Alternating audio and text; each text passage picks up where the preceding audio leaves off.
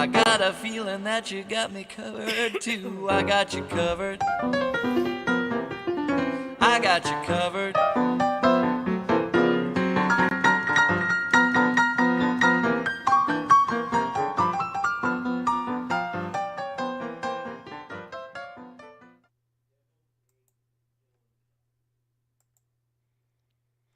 Hi everybody and welcome to Blessed to Crochet. I'm sorry I'm running a little late tonight.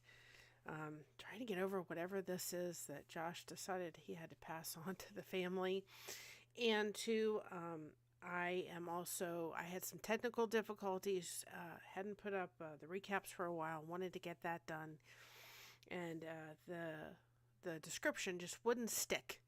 It was giving me difficulty. So I apologize for being late.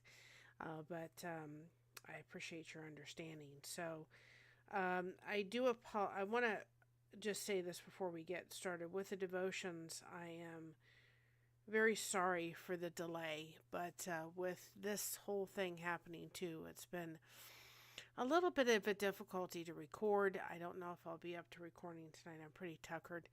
I have antibiotics. I just haven't started them yet. I'm thinking I'm probably going to have to start them tomorrow, but we'll just see where this goes. But yesterday was also a very, very busy day, so I'm pretty tired from that. So I'm kind of trying to take it easy. So we'll see how Mary feels after this. But I am trying to get them caught up. I did do and edit that, and I'm going to try to do J and get that one up too.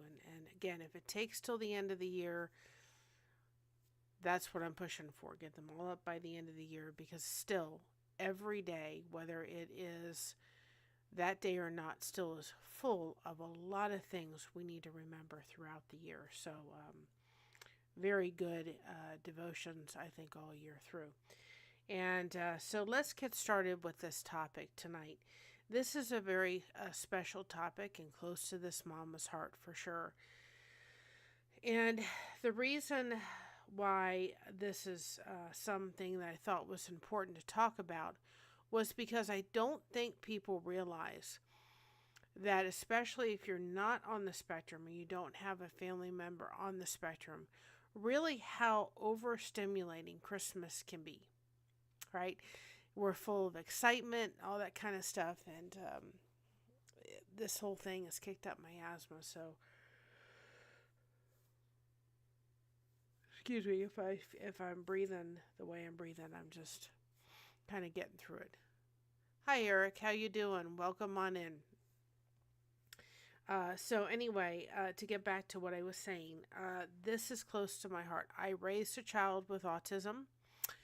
That's wonderful that you came on in, and high functioning autistic. I have a child who is grown with autism.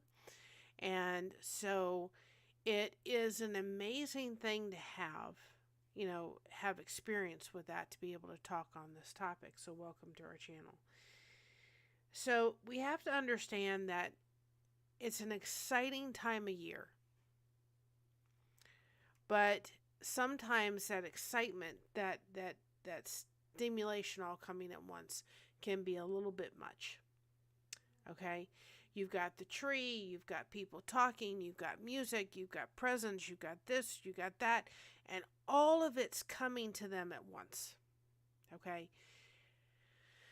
And they could come to your event or your party, go home, and spend the next 2 or 3 hours dealing with a child that is overstimulated. And you think, oh, they've had a grand time.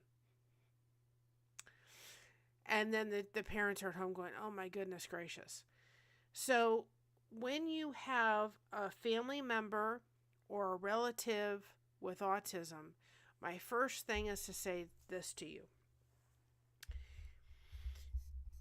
It doesn't really matter if you don't understand it. And that's not trying to be cruel. That's trying to say to you, you have to be the one to be, how can I lift your burden? How can I make this Christmas for you something that you can enjoy as well? So how can you lift the parent's burden? What can you do? What things can I have in my house? What things can I not do that maybe lessen the stress and so forth? And so for you, you don't have to understand it. You don't have to agree with everything that they ask you to do to a certain degree, but you have to be respectful and understand you're not carrying their load. If you're a grandparent or so forth, with my daughter being on the spectrum, there's a chance that she may have a child on the spectrum. And so when holidays come around, Christmas comes around, all of those kind of things come around, I want to find out, how can I lessen your burden? What can I do? And because every child on the spectrum is different. If you've met one autistic individual, you have met one. You have to find out ways that you can do it. If you are the parent of a child with autism and you are going to somebody's house, think of things that you can do that may help. And you may ask the host, a family member or a friend or whatever, is it possible to do this? Okay. This would make the event and us being able to celebrate with you easier. You have to speak up for yourself and the child, because Christmas is wonderful, but it can be an exhausting time of year, especially if you're dealing with a special needs child. It is a wonderful time of year, but it can be an exhausting time of year. So this article came from Autism Parenting, and I won't read all of it. I will put it in the description below, but I wanted to kind of go on key points. I used to have meltdowns during holidays. My parents and my family has helped me try to relax, and they say it will be all right. Absolutely. My other real big tip to parents is, listen, if you can have behavioral therapy in the home, that is a tremendous help to you and that child. A child will act more like themselves in their home environment comfortably. I don't care whether they're on the spectrum or not. We all do. We act differently at home than we do when we're outside because we're comfortable in our own environment. So if you can have someone that is a behavioral therapist come in the home, then they can help you with tricks and tips to be able to help you during the holiday season. Because they are working with that individual child. They know how that individual child works, versus kind of having a blanket thing of things that, may or may not work. So just remember, during the holiday, sensory overload is huge. Okay, so sensory overload is one of the most significant factors to make Christmas stressful, okay, for him and his wife. We like to celebrate the holidays with our extended families. Every Christmas, the four of us go to our mother-in-law's house so the boys can open their presents with their grandparents and cousins, and their family tradition started with the oldest son, Jeremy, who celebrated his first Christmas. Trying to go in. For years, that was wonderful time spent with the family, but it started to change when my younger son, Joey, started getting overwhelmed. Well, sensory overload can affect all of us at any time. It doesn't have to be an autistic to be sensory overload, right? Joey is far more sensitive to sensory issues, especially sounds. While Joey often watched Christmas music and television shows, his favorite is Paw Patrol Christmas. He doesn't like the Christmas morning, has no interest in opening presents, so while everybody is celebrating Christmas together, it can be too loud for him. As our child, was getting, as our child, fiercest autism advocates, my wife and I encouraged him to try to make Christmas morning better for him. We let him have a quiet space away, hi Brooke and Tackle, away from the rest of the family. Well, we had the time with the family. We also understood he may be unable to take it if we don't let him have that quiet space. Here's one thing I was kind of talking about on a live tomorrow. If you are someone who is inviting a parent, your family member, or so forth and so on with autism, have a spare room. Maybe you don't have a spare room. Aishatikwa, have your room. Have something set up with snacks, water, put a television in there. Maybe they like a Pacific show, so forth and so on. And open that space to the parent and the child. This is exactly what they did, okay? And so that they can go in there and decompress if things get too overwhelming. If you have 10, 15, 20 or more people, that child could get very overwhelmed. What it looks like is that child's being disobedient. It's not. Their computer is crashing and they're going, wait a minute, I can't handle this. So if you can have a quiet room where you can open and say, listen to so-and-so, this is a room you can take your child in and just let them have decompressing time in there. When we were at Thanksgiving with Josh's family, there were probably about 40 people, and they have a nice size house, but it's still kind of small for 40 people. It seems very crowded when 40 people are in one place. And it was very cold, so we had everybody kind of in the living room and not in the garage, and it was just a lot. And so Jared and Christina had one room that's my daughter and son-in-law. They were sleeping in, and we had another room. And so that other room that they were staying in, because they stayed over a couple nights, Jared and Christina would go in there a couple times during the day just to kind of get away from all the noise and all the overwhelmingness, and then come back to the family gathering. And my husband is ADHD and autistic, and he needed to do the same a couple times. He even got overwhelmed. I am 38, born in 1987, March 3rd, place baby. I have high-functioning autism, ADHD, sensory processing disorder, OCD, depression, anxiety, and stress, and a learning disability.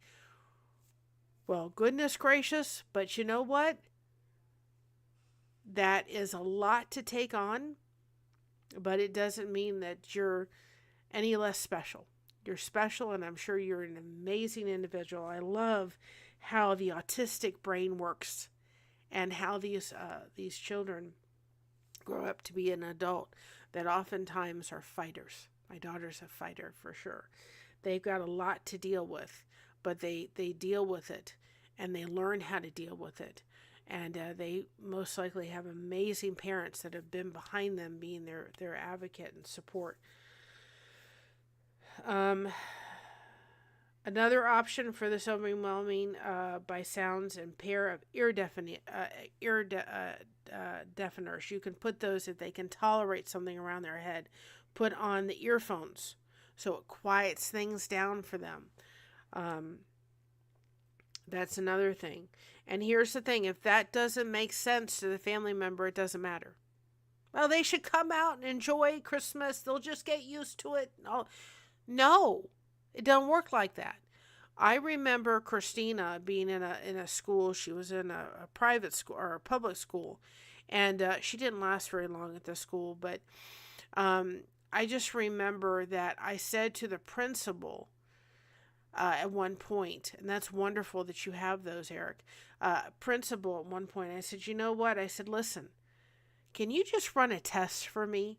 Can you take my daughter out of the lunchroom for a week and put her in a quiet space to have lunch? I'm sure there's some teacher someplace that will sit with my daughter for an hour or 45 minutes, right? And just let her have a quiet lunch and see what happens with her for the rest of the day. Oh, she's fine. She's perfectly fine. She's having lunch, she's eating, and she's talking with her friends. I had a very different story when my daughter came home. Okay, she was in 7th grade. And I told her that. She goes, Mom, I would have loved to have been able to just go in a quiet room. I didn't want to be in it. She said, it was so overwhelming to be in there. She said, it took me forever to calm myself down. Again, teachers, they're not walking your shoes. Oh, thank you so much, Marina. Thank you for that. I appreciate it. That will certainly be something Mama of Blessed to Crochet will very much appreciate it. It was my honor to give you a shout out. We love giving shout outs, guys, for other channels that are great,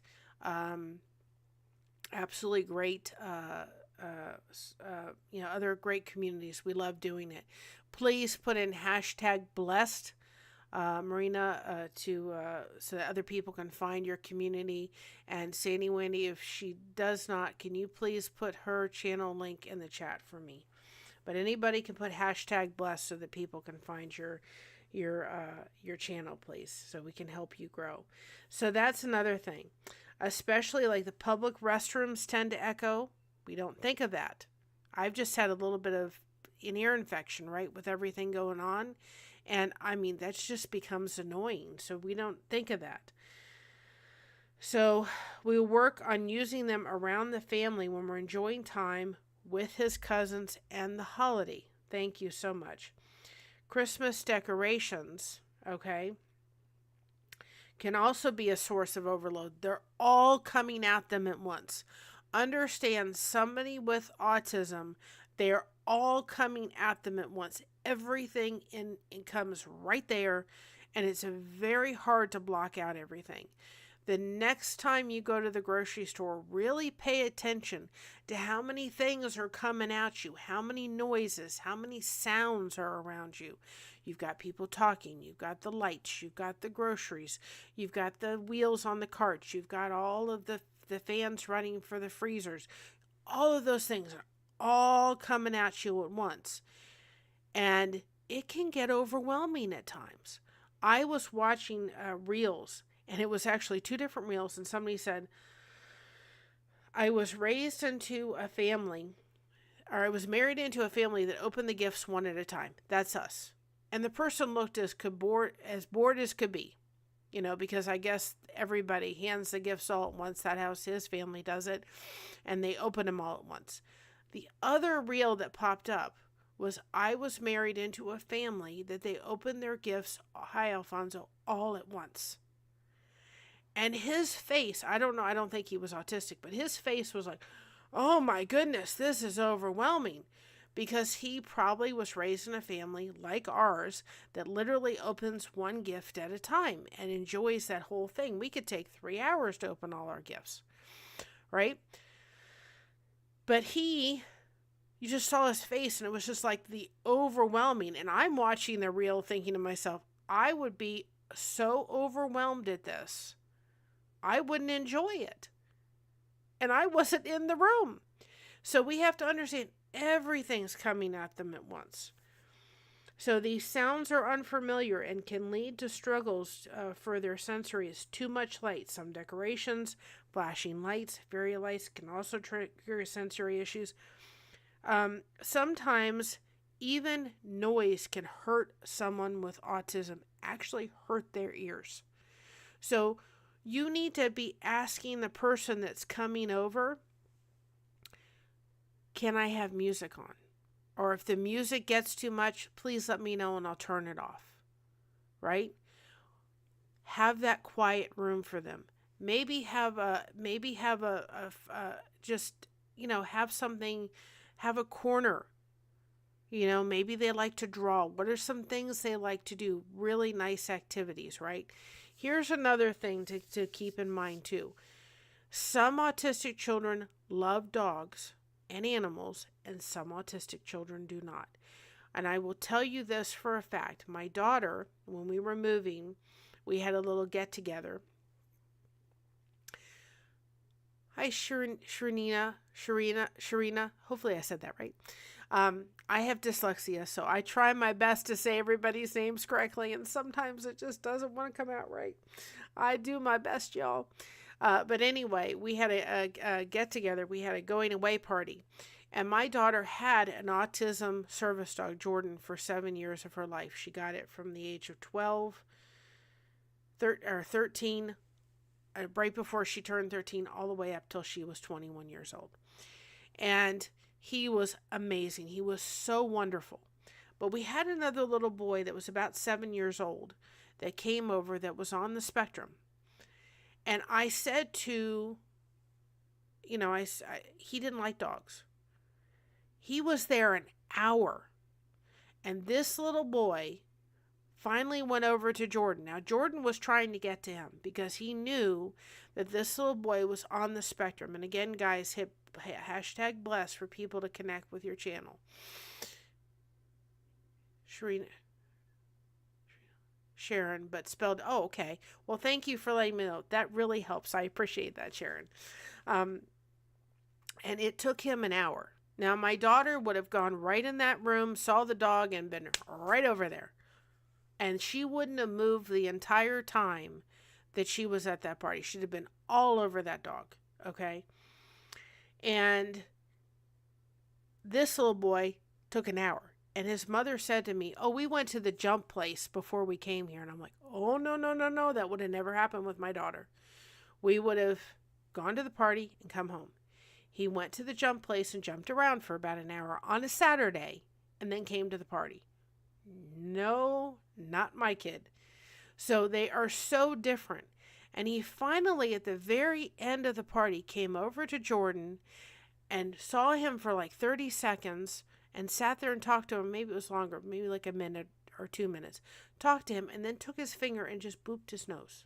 And that was it. So maybe if you have a dog, you may or may not want to, they may not be able to handle dogs. So you may very well have to be the one where you say, okay, I can't, can you please, my child just doesn't do well with dogs. It's something that will trigger a meltdown. Can you please put the dog away? And that may sound very, not so, why I shouldn't have to put my dog away. Do it for them. Crate them, put them in a crate. If it's going to cause something and there's not something they can handle, we are trying to help anybody that's coming over to your house or home that may not be on the spectrum. And again, you don't have to understand it. You have to realize, right, that it is because they need it this way. You don't ever have to understand it. So there's something to just consider. All right. Where's the next one? Or where's the next part of the article? I thought this article was very good. Here's one other thing I thought was really good. I was watching, reels come up on Facebook. I was watching about this mother who was obviously under the influence, but she had, and this has nothing to do with Christmas, but she had a son who had gotten away and gotten out of the house. And the police found who the mother was, and she was arrested. But what I loved about it was while they were trying to talk to the mother, they actually brought a therapy dog. And I saw the therapy dog come out. And the little boy's face just lit up. Absolutely lit up. And he loved it. And they took the therapy dog with the police officer in the house and closed the door so they could, talk with the mother. They could sit there and, well, that's wonderful. Absolutely wonderful that he's no longer terrified. I think to me, any autism individual needs to have a service dog that isn't terrified. I think all autism kids should have them because they make such a difference. But they closed the door. There was a female police officer in the house with this therapy dog. Well, they took care of the mother. And I thought, that's wonderful. That they brought a dog to the house and the boy was thrilled to death. Look at the doggy, look at the doggy. And I could pick up that the child was autistic. And even the police officer said, doesn't he have special needs? Isn't he autistic? And the mother says, no. Have you ever had him tested? No. And I'm like, well, by that age, you should be talking. And there was just certain signs that made me say, this child's definitely on the spectrum. But I just love that they brought the therapy dog over to calm the child while they were, handling and taking care of what was happening with the mother. And of course, she was arrested for neglect and so forth. And I don't know anymore. But I love that. I love seeing that. And I thought, oh boy, do we need more of that for sure. And the little boy's face just lit up in a very difficult situation. The best way to help these children is to give them a break from the lights. You can turn off the lights for a little bit. So if you have your Christmas tree on and the parent says, can you just turn off the Christmas tree lights for a little bit? Oh, I don't want to turn off my Christmas tree lights. They're too pretty. Turn them off. When you have somebody coming into your environment, I know it's your house, but again, especially if it's a parent of someone on the spectrum, try to find ways to take the burden off them so they can enjoy the holidays, that the holidays aren't stressful for them. Because you have to realize you are giving them a gift by doing this. It's nothing, that you can give them or wrap them. You are giving them a gift by doing little things like this.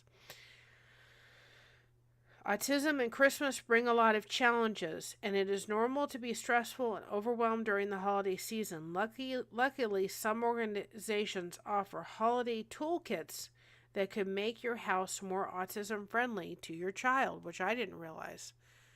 We do need more of that. It's hard to get others to understand the triggers and overwhelm. Absolutely. So changes in routine. Understand that Christmas is a different routine. It's a different day. Okay? So, as a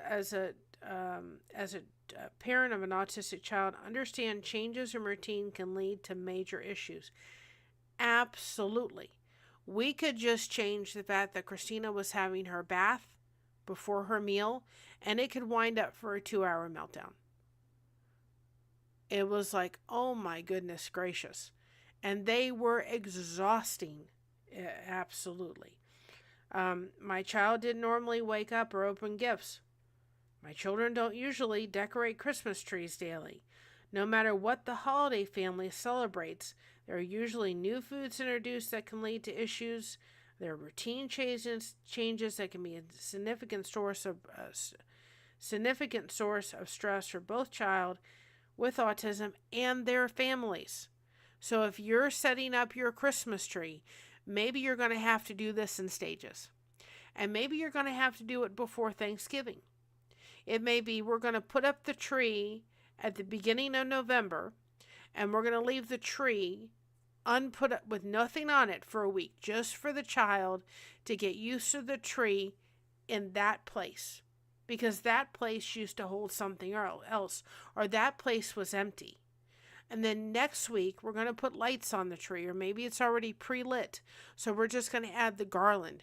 And then the next week, we're going to do some decorations and keep adding decorations a little bit by little bit. So you may have to set up your tree earlier than what everybody else does. And I don't think there's anybody that's normal, in order to, thank you for stopping on in. Have a wonderful Christmas holiday. You may have to do those things in order to do that. So we're trying to make sure that we can help them. We have to understand the routine changes are different. So maybe if you have a child on the spectrum and you're going over to a family's house, and here's another thing. If you're traveling, big, huge stressors of changes for the parent. If you're traveling to a family member's or a parent's household, right? Big changes in routines, okay? And what goes on. Now you're not just changing, going 15 minutes or 20 minutes down the road. You may be traveling in a plane. So maybe you have to get there a couple days early in order to get acclimated to the house, okay? And so you have to realize there's a lot of changes going on. And maybe if you have a huge Christmas party, maybe for your family member that is having or struggling with a child with autism, you say, you know what, we're just going to have a quiet get together. I'll have my friends and so forth over, so that, you can, that we can have the bigger party. We'll have 2 separate Christmases. Okay. That's what we're doing. We're having Christmas hopefully on Friday. We'll see. That may change, but Christmas Day is going to go by, and the Christmas presents are going to be under the tree, and we'll celebrate with the kids hopefully on Friday, and it may be next year before we really celebrate with the kids, because things could just change here and there. So, oh well, it doesn't matter. It's the people you're celebrating with. If you have to change it, change it.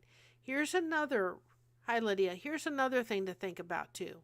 If you're going over to a family member's house or a friend's house and they have, are you dear? I'm sorry. I don't know why I saw Lydia for a minute. Thank you for stopping in. If they have a Christmas party, okay, and they have the bigger party and you as the parent want to go to that, think about having respite care.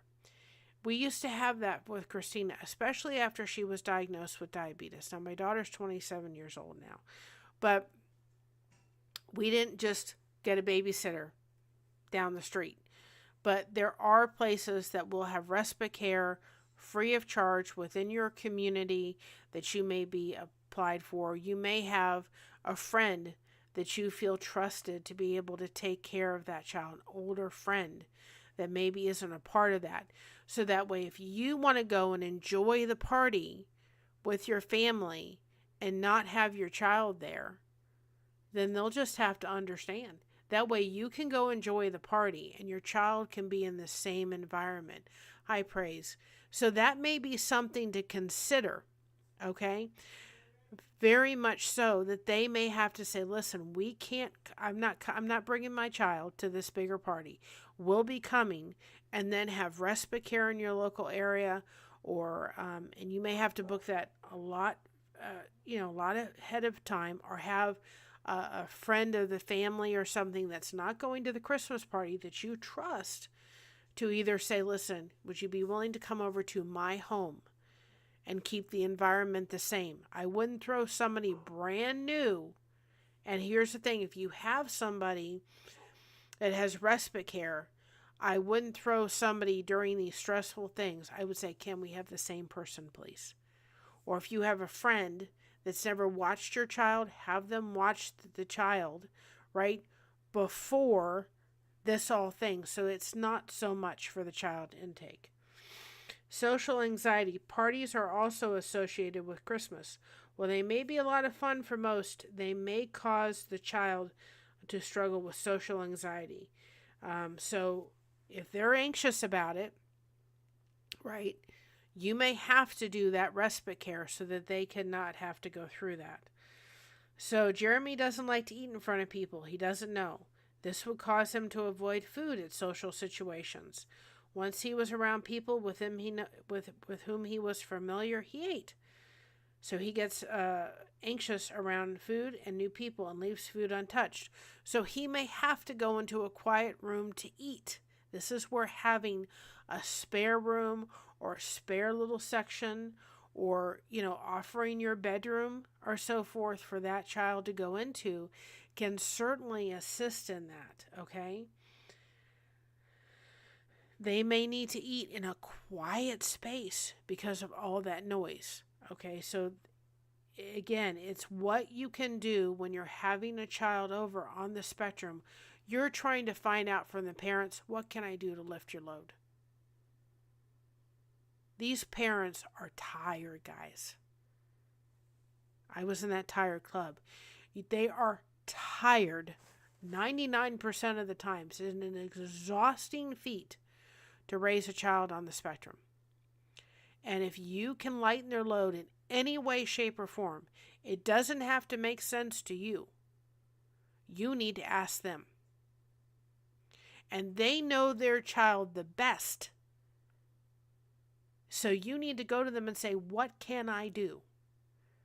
Maybe find out what favorite foods are Joey's favorite foods, or Justin's favorite foods, or Christina's favorite foods. So that those foods are there for that child. Maybe they have a favorite drink, right? Or maybe every time they come to your house, they have a favorite toy they like to play with, or a favorite stuffed animal they like to hold. So, those are things to think of. Meltdowns. If the child has a meltdown, it is not because of any disciplinary problem. There is a huge difference between a meltdown and I just didn't get what I want. Okay? It's a huge difference when you're dealing with an autistic individual. Okay? Absolutely huge difference. Their computer is crashing.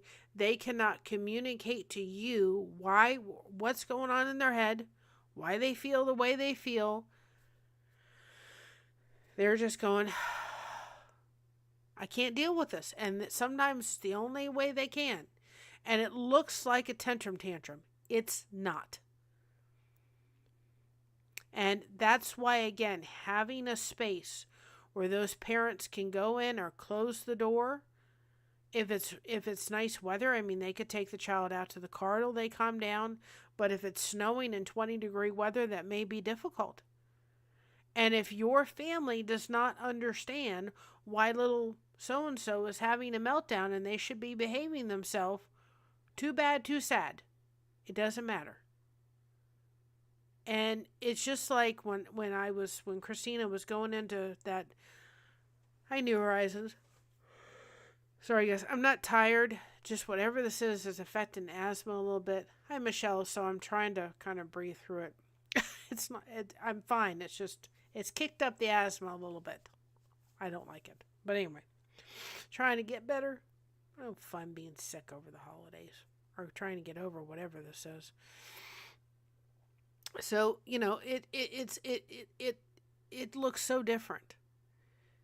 And it's just not a meltdown. And I forgot what I was going to say, and I'll remember it in a minute. So we've all been there. Your child gets overwhelmed, can't control their emotions. They start crying, kicking, screaming, and stimming. Okay?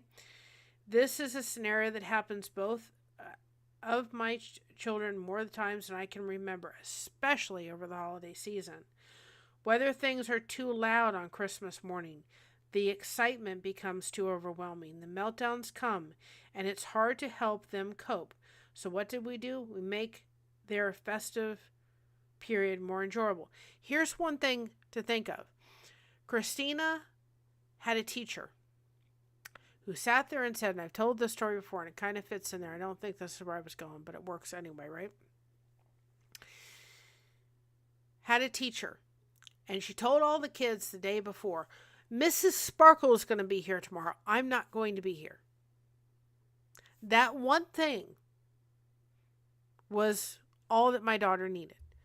The next morning she got up, she was just ready to go. She was cranky. The things were off. I didn't quite understand why. She fell in the middle of her room, just kicking and screaming and just melting down, and we got to get to school and all this. I am trying to figure out why this child is just having this huge meltdown. And this was before we realized she was diagnosed with autism. Okay? She was diagnosed with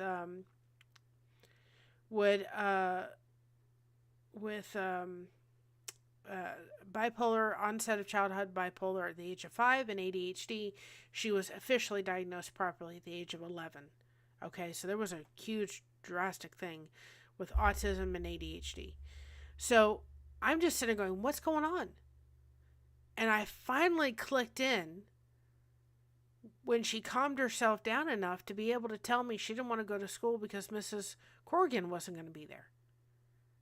And I said, well, she's going to be there. She goes, no, Mrs. Sparkle's going to be there, and I don't know her. I mean, it took forever. Hi, Autoclave. It took forever. And guys, put #blast if you want people to connect with your channel. Forever for us to connect the dots. I had to call the school and say, you've got to get Mrs. Corrigan on the phone, because my daughter didn't believe me for some reason. And Mrs. Corrigan got on the phone because they all had phones in their classroom. And I had to say to Christina, calm down. You can't tell any of the kids, but I'm Mrs. Sparkle and I'm going to be here. Then she was all ready to go to school. But we had a meltdown over the fact that She wasn't going to go to school because Mrs. Corrigan was going to be there. Mrs. Corrigan wasn't going to be there, and Mrs. Sparkle was. So we have to understand changes of routine, as simple as that, could set off something. Okay? Plus, these kids are off for 2 weeks. Okay? And you have to be the parent that stands up for these children. I remember, and I remember the story now, I remember going in to Christina's school that she didn't last very long. She was about 7. She was about 13 years old. She was 13. And it was the first day. Brand new school, 7th grade. And she had had Jordan at that point. And the dream was eventually that Jordan was going to go to school with Christina. We sat down, talked with the principal, everything. The principal looked at me. The vice principal looked at me at one point and said, I just have a question. I said, sure. She said, I hear that your daughter has a service dog. I said, yes. And she goes, well, I just want you to know, we have a ton of children on the spectrum at this school, and none of them have service dogs. That is the wrong thing to say to this mama bear. That just took, and for all those people that are standing up, you may want to sit down when I say this number. We raised $15,000 for Jordan. It was worth every penny. That child's life changed again and again and again with Jordan in her life. I never regret it. He was absolutely priceless, and she's where she is today, partly because of a lot of prayer, behavioral therapy coming in the home, and a lot of hard work. But Jordan was a huge factor in why she is and where she is today. And again, I'm grateful for all the help. And I don't think she'd be where she was. I don't think she'd be married. I don't think she'd have, for those that don't know, I'm going to be a yaya in June of 26. She is expecting. So forth. So we're excited about that. I don't think she'd be at any of those things happening if she hadn't had all the intervention she had and her service dog and all of those things. It's because of a lot of hard work to get her to where she is now. And she's a fully functional, grown woman working and all those kind of stuff and doing wonderfully, and is going to be a wonderful mother to this little being that's on the way. But I was just sitting there going, I don't care whether one or all of them have a service dog. My daughter needs it. She got it. And I'm sorry you have a problem with it. And her and I never really got along the entire 3 months she was at that school because she didn't want to listen. Neither did the other teachers at that environment either. And so you have to stand up and be an advocate for your child. Like I had to sit there and say, I don't care. All of them can have service dogs. It doesn't really matter to me. Right? But I'm thankful. So thankful for one. My daughter was on chemo. I met with the principal before school year during our meeting, and he said, oh Lord, why my school? Boy, oh, that's terrible. That's absolutely terrible. Believe me, I've been in rooms, I've been in conferences with people. They rolled their eyes at me when I tried to give suggestions of my daughter, like I was the problem, and they knew everything, believe me.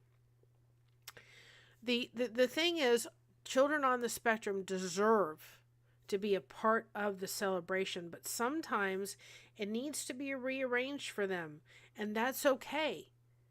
Again, we have to look at it from the perspective of how can we take it off their plate. Now, I know with this little bean, and that's what we're calling it on this channel, is little bean, that's coming in June of 26. There's a possibility that this child could be on the spectrum. And my daughter's even said that because she's on the spectrum.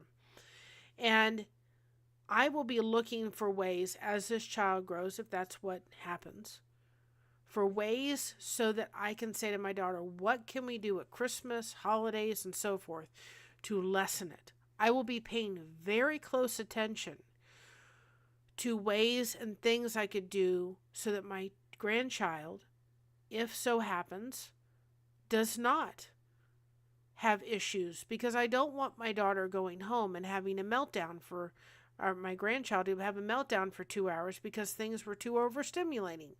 So I'll be looking for ways to assist that. And it may be that we have to go to their home and have all the celebrations there, because that way it's not a change of environment for my daughter. I'm going to be willing to do what is best for them. If you have a large family, you may not be able to do that, right? But you can still try to accommodate, okay, them as much as possible. Like this little boy in this article wasn't too much to open Christmas presents.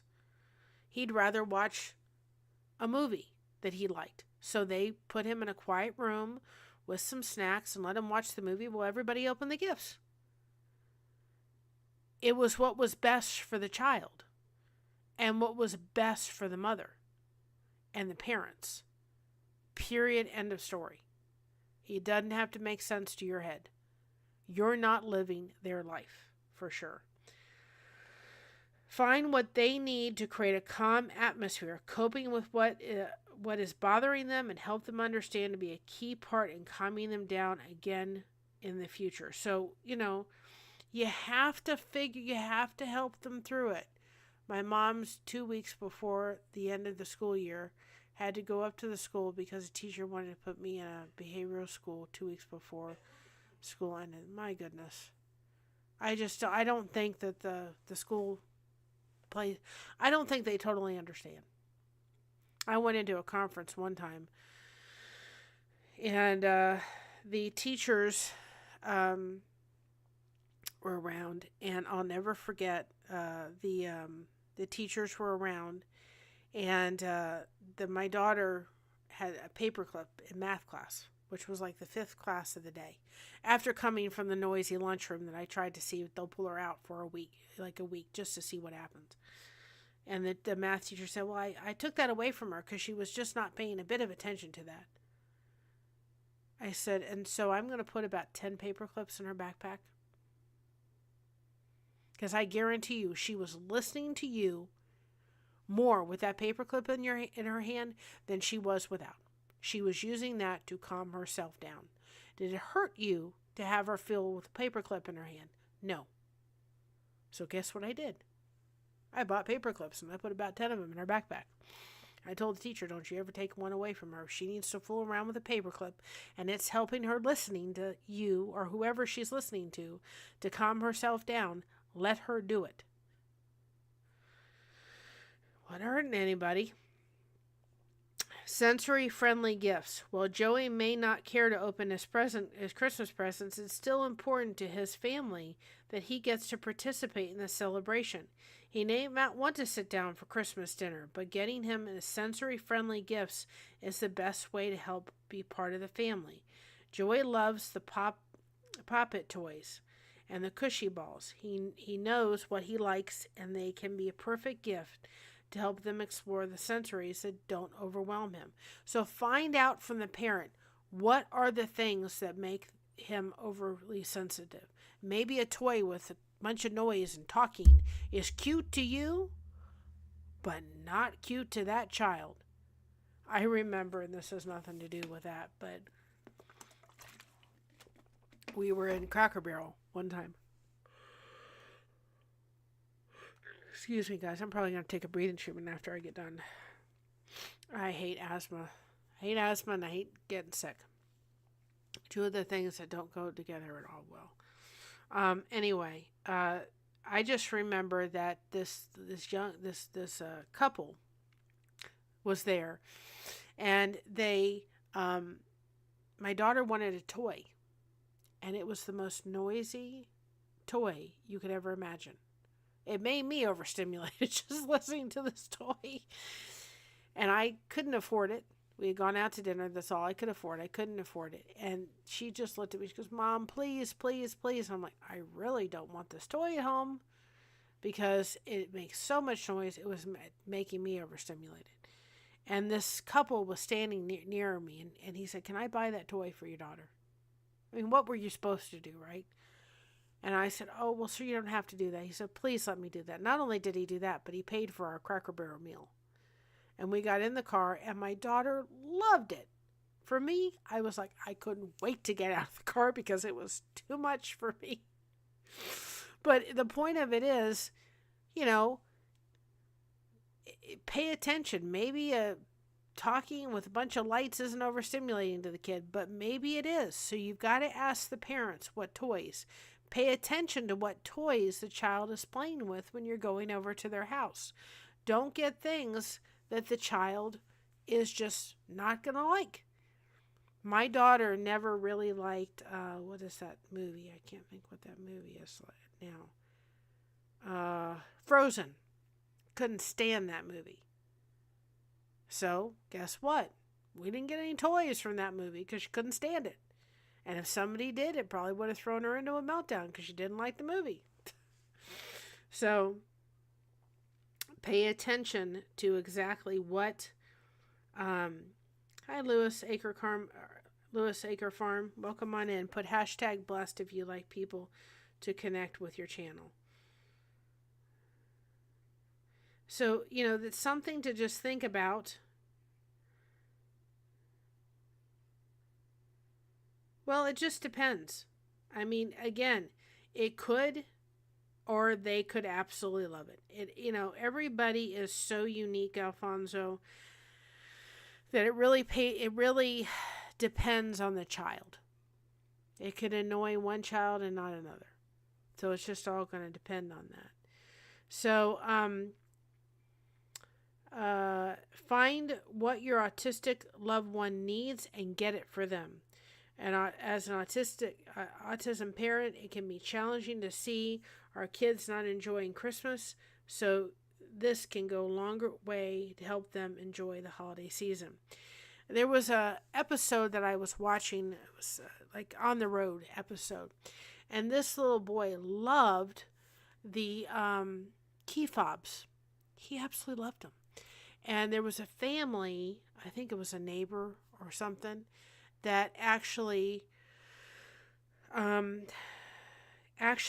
a son that loved collecting key fobs. And they had a whole slew of them. And this, they got connected with her somehow, and her child, I think, was on the spectrum. And they said, you know, we've kept these key fobs. Their son had passed away. We kept these key fobs in pristine condition. And they had a big, huge toolbox full of all these key fobs. And they gave it to this little boy. It was like Christmas all over the place. I don't think it was Christmas when they gave him. They said, we knew that this little boy was going to take such good care of these key fobs, as well as their son would have. And it was the best place to put these key fobs. So they gave him this whole toolbox full of key fobs. Hi, Share Bear. Think about that for a second. As simple as little key fobs. Fluorescent lights can bother because of the buzzing noise. Yes, absolutely. However, an autistic person can be bothered by fluorescent lights, so that's something to think of. It could just be the noise. It could be the movement of the train. There's all those things. For you, Alfonso, it's something that's very relaxing to you, but it cannot be so relaxing to somebody else. You just never know. So, as we discuss with sensory issues, it can be hard for you, for your autistic children to want to be a part of celebrations, but we can find ways to include them. Now, here's what I'm going to say something about this. Sometimes as autistic parents, we tend to shelter our children a little bit too much. I didn't think that my daughter was ever going to hold a job. She is holding a job. She's actually holding more than one job, right? I never thought my daughter would get married. She's gotten married. I never thought she was going to have a baby. She's having a baby in June of 2026. I never thought she was going to be able to drive. She's driving. I never thought that she was necessarily going to live independently. She's living independently and taking care of herself. Now, there's times where she'll call us up and say, listen, can you do this for me? Because I'm really overwhelmed. right now with, her working and so forth, sometimes she'll say, can you call the doctor for me and just schedule this appointment because I'm tired, I'm doing this, or I just feel so overwhelmed. And of course, her body on a daily basis, she will be into her second trimester very soon, is changing, growing, baby's growing, healthy and strong. And so anything that we can take off of her plate right now, as simple as maybe making a doctor's appointment for her or finding out if a prescription's at the pharmacy for her, we are doing for her. Or if we're going to church, sometimes I'll stop off at Sam's Club and get two chickens and bring them to church. And then that way she's got a meal. She can just take out a chicken if she's too tired. So trying to find ways to do that and also lighten their load, but not shelter them too much. We have to expose these children to more than what you think. It's just like it's just like Mocha. Mocha wasn't socialized correctly as a small puppy. And because of that, she is fearful in ways that she does not need to be fearful. So we need to stretch these children a little bit, right? And expose them to things because it's good for them. Okay? Bullying is terrible. Absolutely 100%. I was bullied. My daughter was bullied a little bit. It was absolutely not okay. Okay? And we need to expose them to situations, circumstances, events, giving them places to, when they get to a point, being able to, retrieve. Christina had a wonderful 12th grade teacher who was actually the teacher that was her summer school teacher. And he told me every year without thing, oh, she'll be fine. She'll go to college. She'll do this. I knew this child is not going to college. College is not for everybody. I wanted to be a teacher. College is not for everybody. Okay?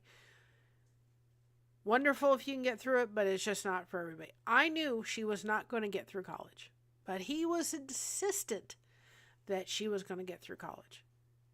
Until he had her as a student in a regular classroom environment for a school year. And the first time we sat down for a parent-teacher conference, he looked at me and he said, you're right. She's not going to be college material. I said, I could have told you. And I did. And he was wonderful. I loved Mr. Nelson.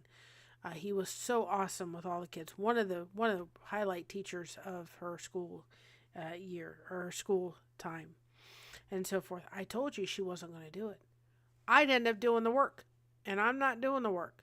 And I told her that. You want to go to college, that's fine, but you're going to have to do the work because this girl is not doing the work. And so he said to me, he said, you were exactly right. She's not college material. Trade school, yes. I thought maybe she would go work with horses. I could see her in like a dog shelter working, animals, anything to do with that. I knew she'd be golden. Volunteering places and so forth like that. So we need to expose these children in places. They've got to experience holidays. They've got to experience parties. They've got to experience all this kind of stuff because they have to know how to help themselves through it. Okay? Sheltering them is not good. You have to expose them. If Mocha had been socialized with other dogs as a young puppy, if she had been taken to the vet as a young puppy, if she hadn't been abused as a young puppy, she'd be a very different dog today. So sometimes we have to lovingly push these kids, give them a place to go and take a breather and so forth, but we have to expose them. So make sure that whatever you're doing or whatever the other family members are doing, don't do it to so much excess that you're not trying to expose them a little bit. okay? And not, and so that they could handle it.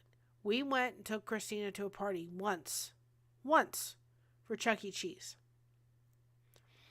Couldn't touch her after Chuck E. Cheese. I didn't take her back to Chuck E. Cheese, but I exposed her to Chuck E. Cheese. But we weren't going back to Chuck E. Cheese again. It was too much for her, okay? Having, we did it. We exposed her. That was it. And we knew where her limitations was. And that's exactly what Mr. Nelson did too, and I forgot to mention that. He said to her, I think it was biology. Was it biology? I can't remember what it was. It was a subject, and he said, I'm going to make her finish, okay, to the end of the year with this. I'm going to push her, but I don't want to break her. He said, and then when she gets done with this, I think it was chemistry, I can't remember what it was. When he gets done with the end of the semester, he said the other half of the year we'll do something lighter. But I want her to press forward with this. I don't care what grade she gets in it. It's not the point of it. I want her to push her, but I don't want to push her so far that I break her. But I got to push her. And she did. She hated the subject, but she finished it.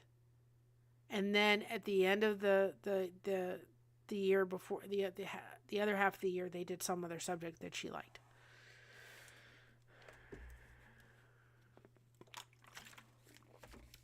My mom found out that the kids were bullying me in elementary school.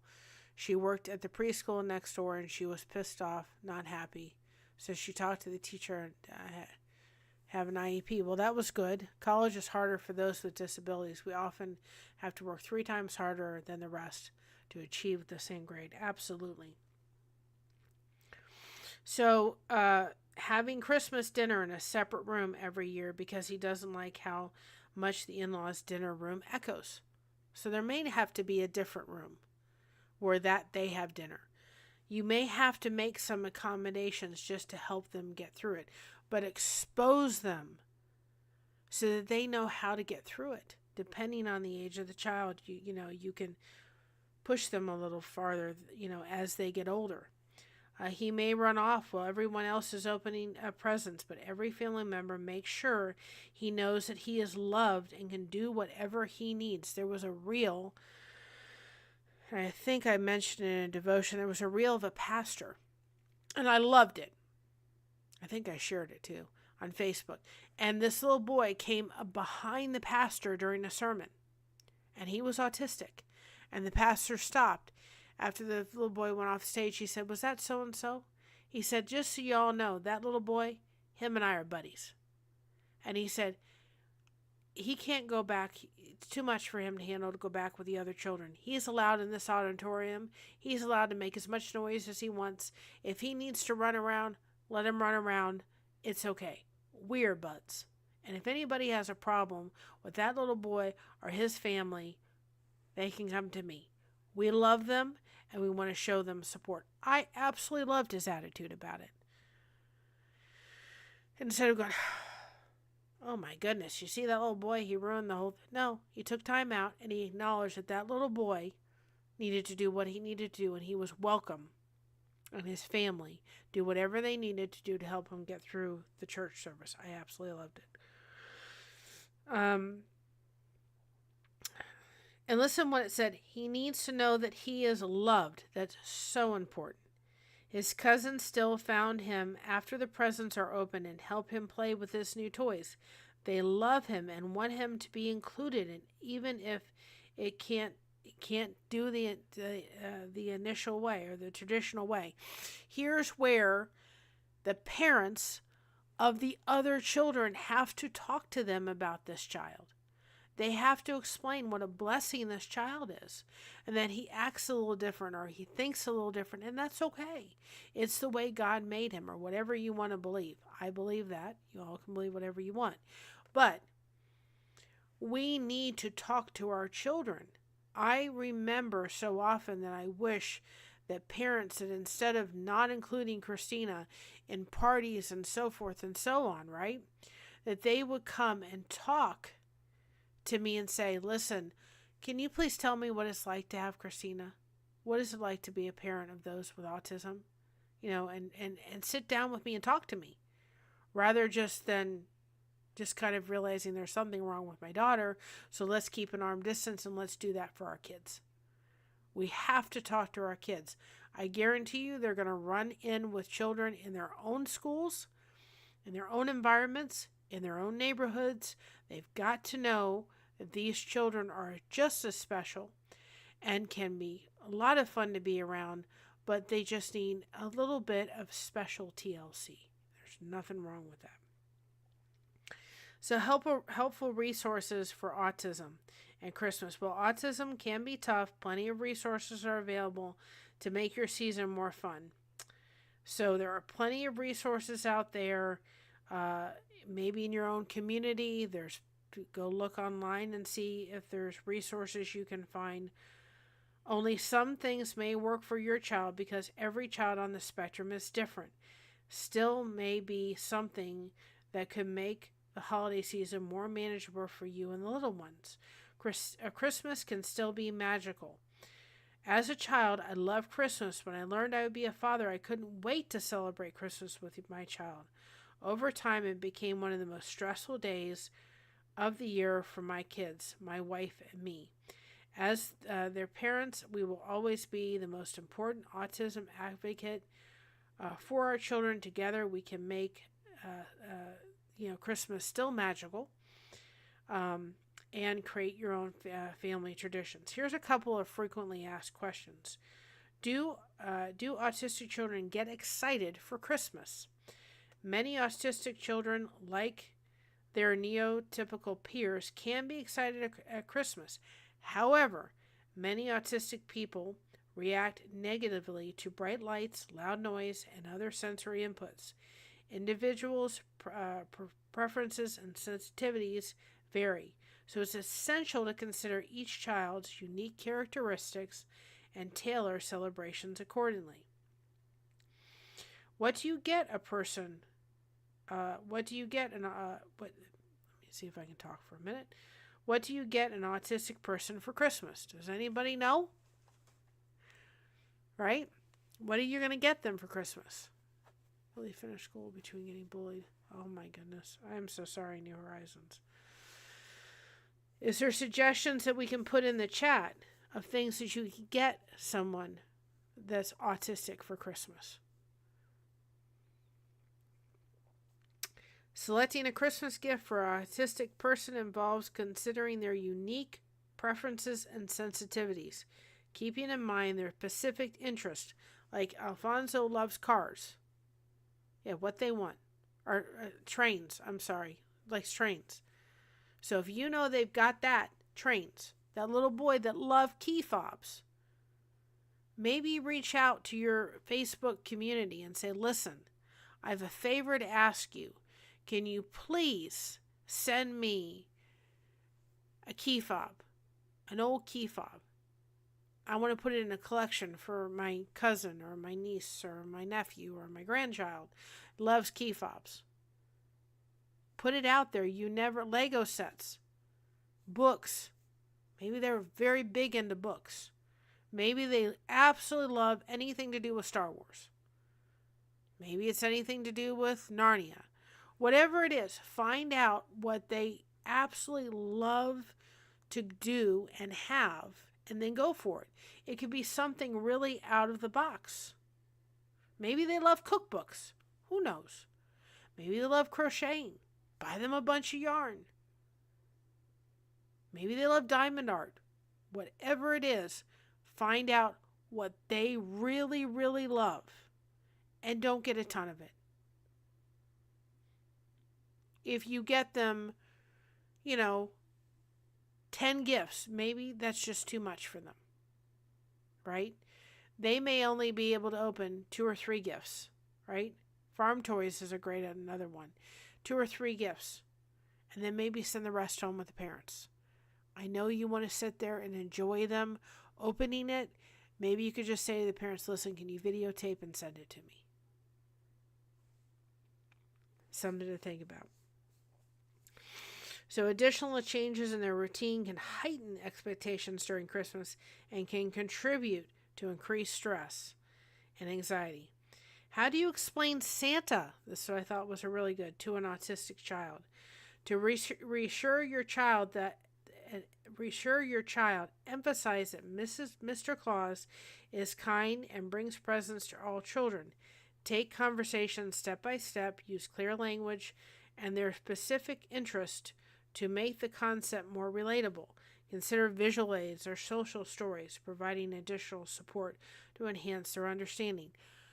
When we try to take Christina and most children when they're young, when you go in front of Santa and you put them on the lap, usually start crying. They don't understand. It's a stranger. But for many years, really, Christina only took a picture with Santa if Grandpa was sitting there. And every picture we have with Santa, all the way up till we stopped doing that, my dad was right beside her with her favorite stuffed animal. She didn't want to do it by herself. So we made that a combination because it's what she needed. So maybe I know people want to take them to go see Santa, but if they're an autistic child and it is just too overwhelming for them to go and see this man that they don't know dressed in this red suit, take a nice picture. I know AI is not for everybody, but like I was able to take like tomorrow's thumbnails. We make the snowmen for my future grandchild coming in 2026. Lil Bean, we're going to make a snowman for Lil Bean because I love snowmen, right? And so I was able to say to AI, hey, make me a snowman and put a little grandbaby snowman next to me. And that's what it did. So you may have to take a nice picture of your child and ask AI to put it next to a snowman or next to Santa Claus. And then you could say to them, oh, see, that's Santa Claus. Maybe if they see it beforehand, or I know you want those pictures, but they're just not able to do that. And we don't have malls anymore, really. Hey, Maine, we don't have malls anymore, really, that necessarily do that tremendously. So you may have to just make an AI image of your child and sitting by Santa Claus and say that'll have to be my picture.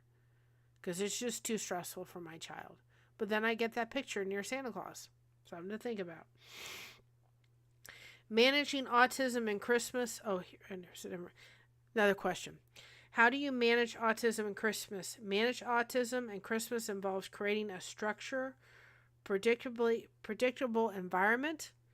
Okay, consider sensory sensitivity, incorporating family routines, additional clear communication, providing breaks can help your child navigate the festive season more comfortably. Again, you have to be there to say, how can I support that parent that is going through whatever it may be? They're going through that situation. You have to be able to say, how can I prepare them to get through it? Okay, whatever it takes. And hopefully you have family around you that's understanding and loving. And if you don't, then you may have to make a choice to, you know what, we're going to come over, but we're not coming over with all the big family Christmas. Or if they don't understand, too sad, too bad. They'll have to. You may have to have a discussion with your parents. And I would suggest if it was me having a conversation with my mom, it would have been if it's like if this future child, future grandbaby, if Christina wants to have a discussion with me on how she would like Christmas, it would be best if it came from Christina because I'm her parent. And it would be better for Jared to have the conversation with his parents. So I wouldn't suggest that the other parent goes in unless they have a really comfortable relationship.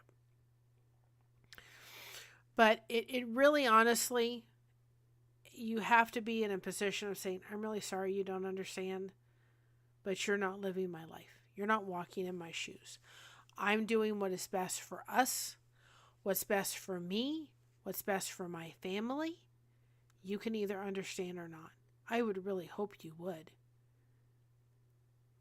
again, it's not necessarily the holiday. Okay? We're not going to celebrate the Christmas Day with our kids. And yes, they're grown. I still call them kids. And my son-in-law is a kid. You know what I mean? We may celebrate it on Friday if my mom and myself are not quite better yet and Josh isn't, or if my daughter ended up getting sick or something. We're not going to get together maybe until the next Friday. It's okay. The Christmas presents can stay under that tree until the middle of January if it has to happen. It doesn't matter. You may have to have 2 different Christmases. It doesn't matter. Who cares? It's not the day. It is the act of spending time together as a family and coming together as a family. However that needs to happen for the benefit of that child and the benefit of the parents.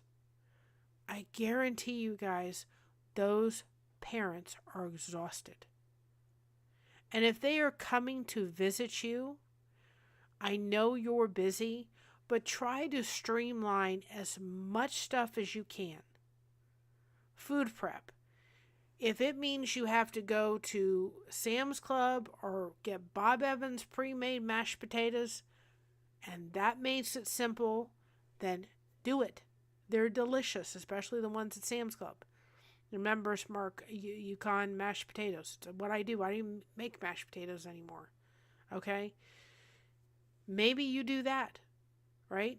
Maybe instead of making homemade macaroni and cheese, you have to buy the Bob Evans mac and cheese. Maybe doing stuff that is streamlined so when those parents come in, you can say to them, listen, I know you're tired, especially if they're traveling with a child who has autism. You go rest. I've got this. And if you've got as much cooking as you can done out of the way, things streamlined as best as you can, right? Then you can really help that family if they've come to your house to settle in and give them rest. Because I guarantee you, they don't have it. My aunt, Patty, when she used to come to Daytona, or from Daytona to South Florida with my cousin, my mother, for as long as she was there, she would take care of her daughter a lot. So my aunt could go to the beach by herself. She could go take a nap by herself. She could go do things because she was a single mother. So my mother knew that when she came to visit us, she was going to do a little bit more caretaking for her niece because she knew that my aunt was tired. She was a single mother and she was trying to find ways to help. So if you can do that, wonderful. Have a talk with, your children before you go over. And let them know we've got to help him feel the most comfortable. Again, it's really asking the parents what we can do to help. And it's also standing up for your children. You have to be their advocate to stand up for them and say, okay, how can I help you? What can I do? What gifts can I have? What favorite food can I have on the table to help? Here's a quiet room so you can go in if you feel like you need it. All of those things help. Don't be upset. You cannot be offended. This is not personal. They're just trying to get through the time with their child in a very stressful event. And Christmas is wonderful, but for those on the spectrum, it can be very overwhelming, and it can be overwhelming for the parents. So hopefully this was wonderful in the suggestions and the help coming from a mother who's raised a child with autism. We had a very tiny family. So I didn't really have to worry too much overstimulation. We always had it at my house where I lived with my parents because it was best. So we really didn't have a lot of overstimulation too much. and so forth.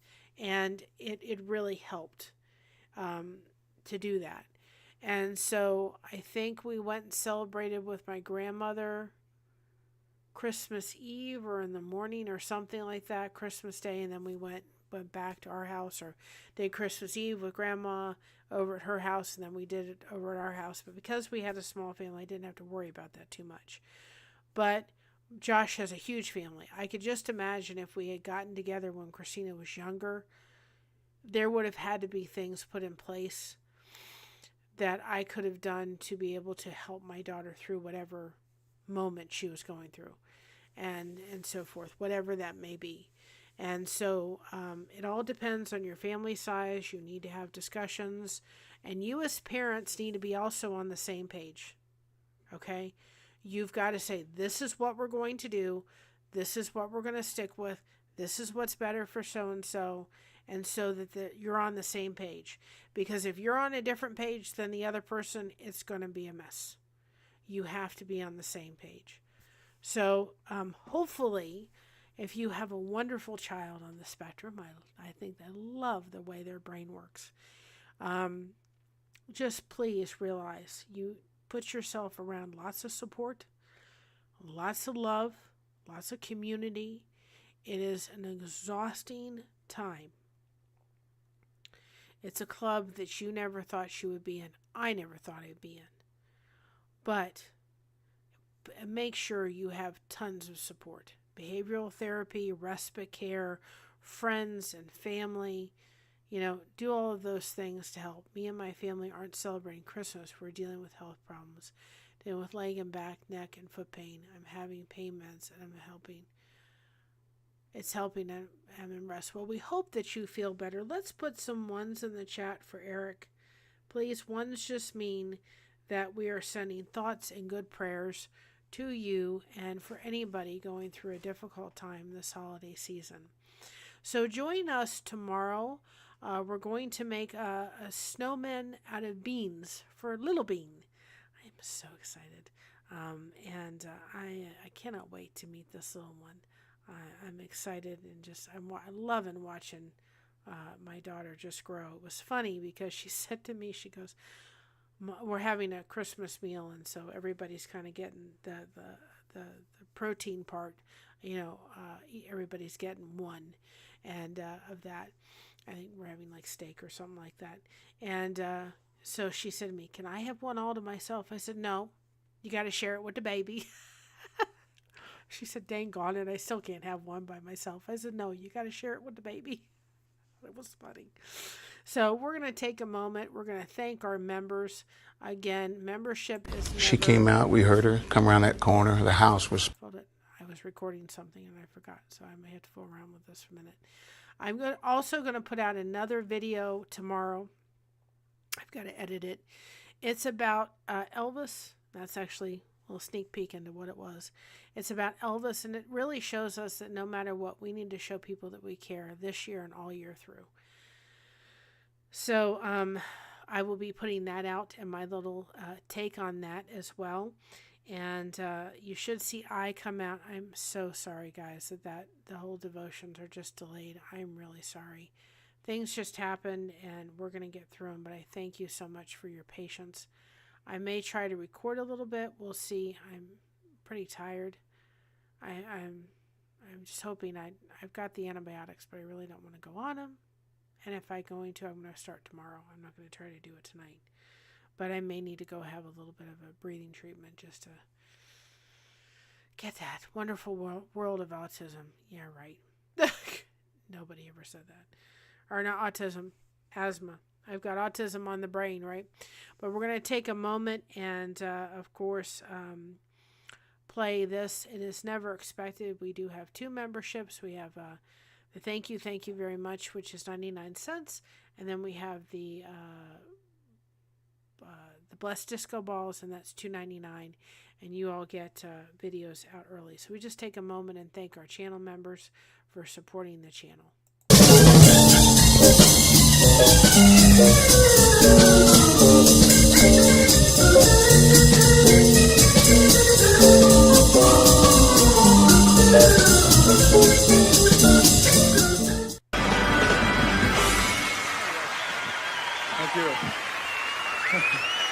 you.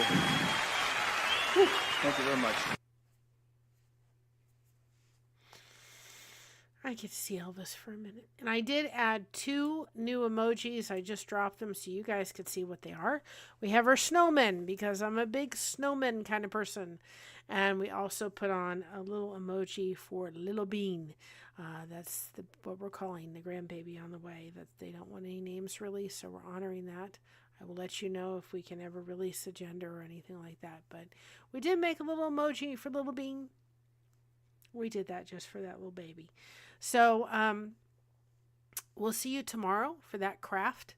We have maybe Christmas Eve. We'll go to, I don't want to try to go do it tomorrow, but Christmas Eve, we may go take you. There's a lovely display of lights. I'd love to take everybody. I've taken them before. And we'll go and show you all the beautiful Christmas lights. Absolutely gorgeous. And I think it's supposed to rain tomorrow. And we have to go get a couple things. But we may hold off until Wednesday because we're just not sure if,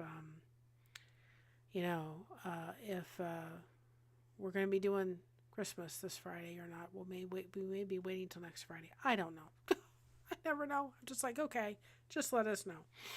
But anyway, y'all remember to be proud of being yourself. Everyone else is taken. Keep crocheting that connection. No crochet hook is required. Thank you all for joining us tonight. And we've got you covered. Thank you so much for having us covered. And just a little side note for those that are stuck around this whole entire time.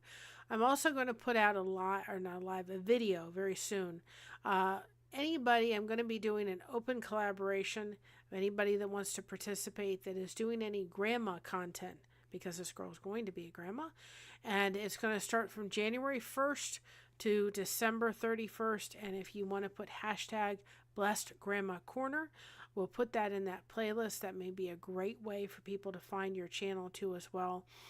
And anybody that would like to join me too as well for any kind of grandma content. I know Echo said she would do some with me. I'd be glad to certainly come on and we could talk about that, and that can go in there. But if you want to make a song about being a grandma or, have a lovely night. Thank you so much for joining us, Eric and everybody else that did. You're going to be a grandma or you have content or this or that, and you want to just put that hashtag, we'll put it in that list. And so that is something else that we're going to be doing, and we're going to be adding some grandma content. I promised y'all we were going to have some Elvis content last year. This year we're going to have some because that little bean is going to know a little bit about Elvis because Yaya likes Elvis. He's my favorite. So I and always will be for sure. So with that being said, I'm going to say my goodbyes. I will see you all tomorrow. Love you all. Have a great night. Merry Christmas and bye-bye for now. So proud of being